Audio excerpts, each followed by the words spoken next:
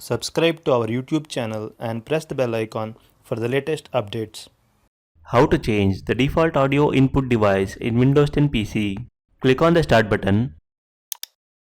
Go to Settings. Click on the System icon. In the left sidebar, click on Sound tab.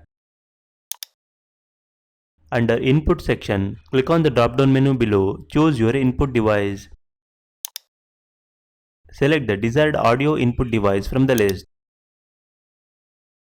Now, to test your microphone, start speaking into it and observe the volume level. This is how you can change the default audio input device in Windows 10 PC. Thank you for watching.